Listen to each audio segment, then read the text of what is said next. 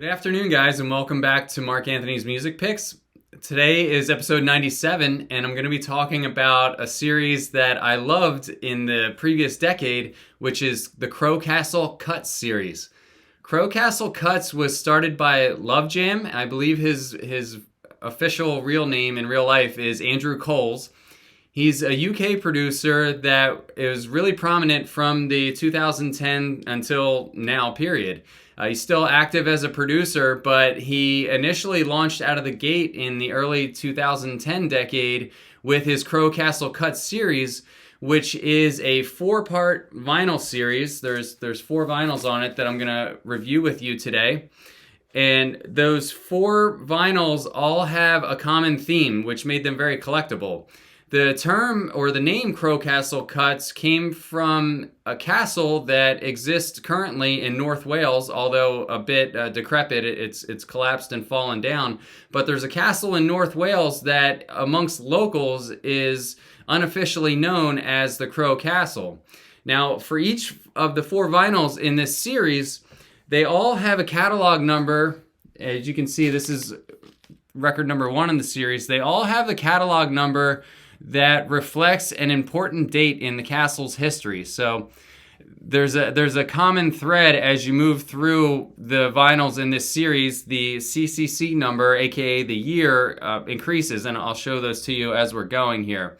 This is the first vinyl in the series, and it's let's see, number 0479, and it's the King Elicid vinyl, the King Elicid EP. And one of the funny things about this label is because it has this medieval theme to it, right? Obviously, it's based around the castle. So the names of the EPs have a medieval theme, and I couldn't help but compare it to the old Nintendo game. If any of you were original NES Nintendo fans, there was a game called Dragon Warrior, where it was an RPG, and it was one of the first games that ever came out for that console. And you were a soldier that walked around the map, this very grid-like map, and you fought these monsters, and in between fighting monsters, you would visit towns. And when I look at the names for the EPs in this series and some of the track names and some of the artist names, it all has this mystical Peter Pan fairy dust type atmosphere to it. Like in some of the spellings of the words, instead of using an I, they replace it with a Y, and I guess that was tradition in ye old times. But a very interesting series. So I'm gonna go through and pick my 4 favorite tracks for you guys, and you guys can maybe decide if you think Crow Castle Cuts is for you. A lot of these tracks are house. There's some that have a little bit of ambient touch in the beginnings of them. Like, for example, on the first EP here, there's some ambient cuts that are done by Love Jam under his Glyn Sarag, if I'm saying that right, alias.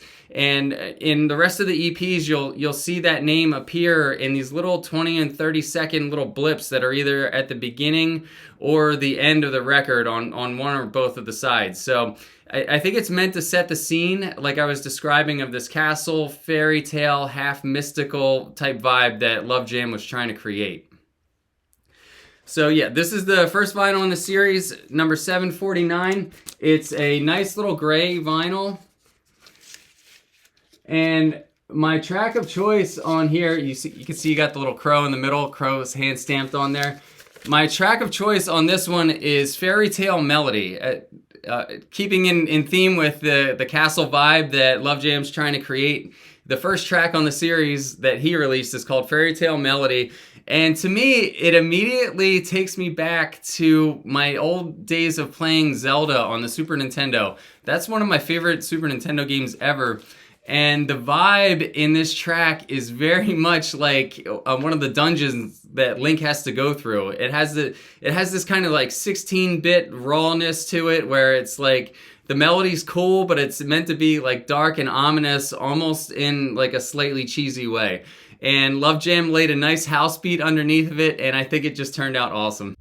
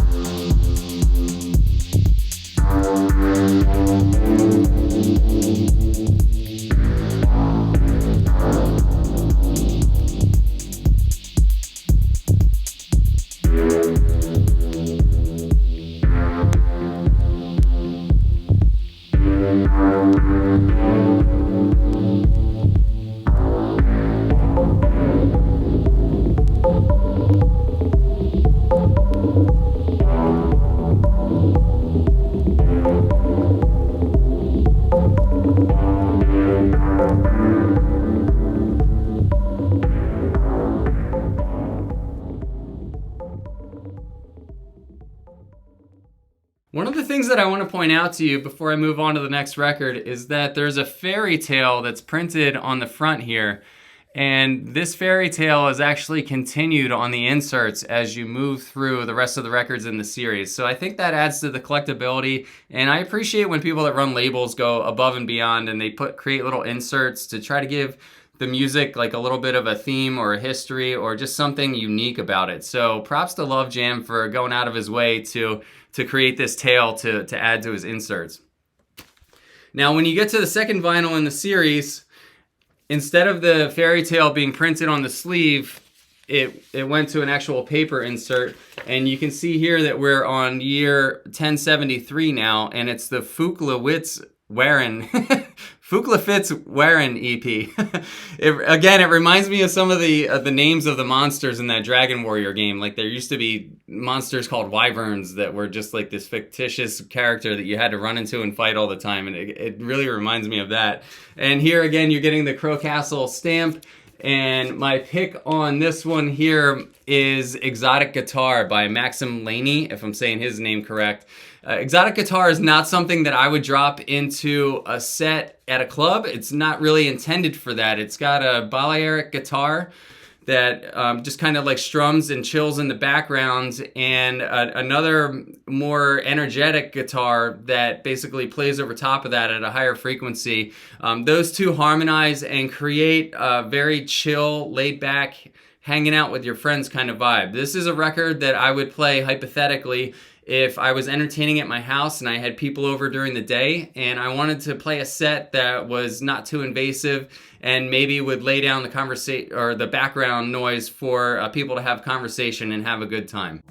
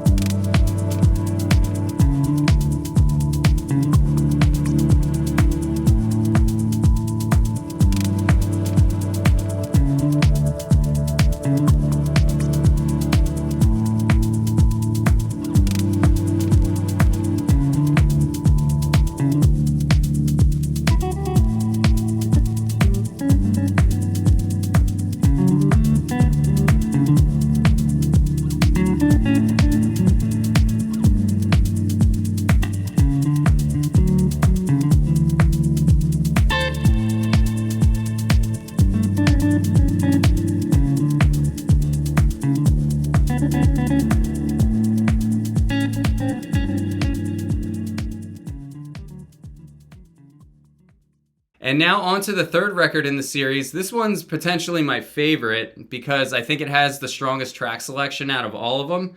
This is the Lillywin Gruffid EP, and you can see now we're at the year 1402. So I guess something really important happened at Crow Castle in 1402. Really nice orange vinyl, my favorite colored one out of the series here. Just plain on both sides, but really nice. My track of choice on this one is the Yasmin track. Yasmin basically created a track that is one of the most unashamedly happy, cheesy songs in house history, possibly. There's just something childlike and innocent about the way that she sings. I really love the piano, the traditional 90s, like retro piano that's laid in the back. And above all else, my favorite element of this track is the wolf howl that you hear in the beginning and in the middle during the breakdown at the end that goes, "Arroo!"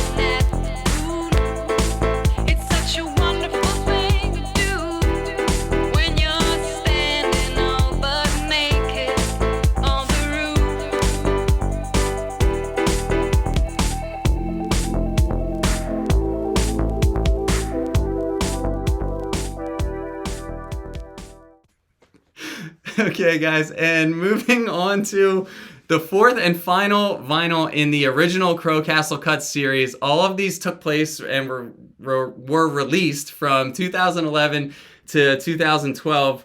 This is the Owains Lagoon EP, and I'll take this one out. And this one's red. It's got, I guess this is Owain here. This must be him, and the fairy tale is continued here as well. My track of choice on this is another Love Jam track. It's called Turnipple, like a turnip and a nipple, I guess. Turnipple is the spelling of the track. And I love this track because this is almost like a lullaby. It reminds me, it has touches of the same vibe of the early Border Community releases that I love and adore. It's got this open air feel. It's very uplifting and soft. And it would be something to almost play to a child, I think, to maybe put them down to bed for the night. I think it's just one of those standout tracks that is really unique and captures like a very specific vibe when you're tired at the end of the day and you just need to settle down and you want to feel at peace. Turnipple is the track for you.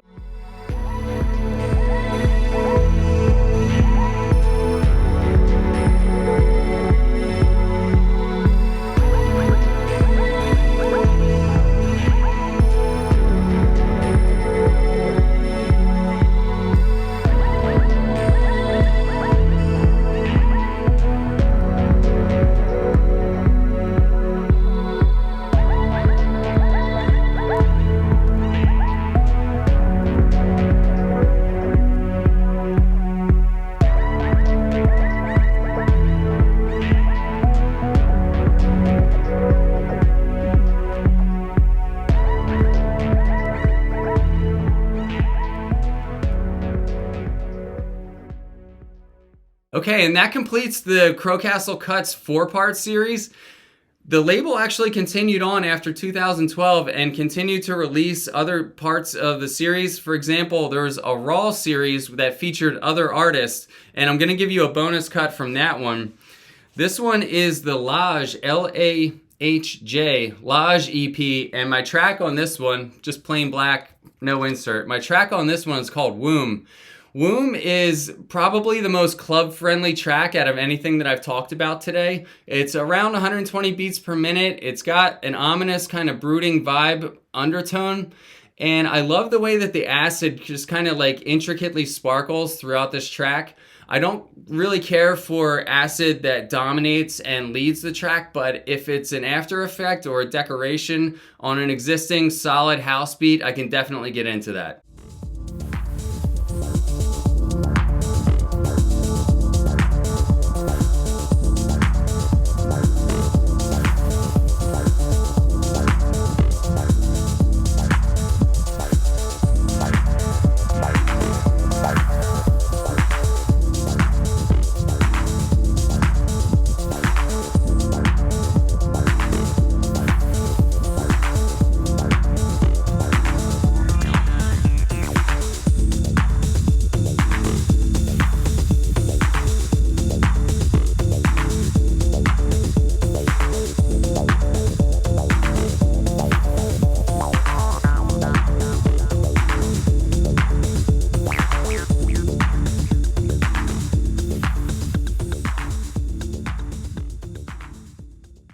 All right, and that's all for today's episode, guys. Let me know what your favorite Crow Castle Cut series records are.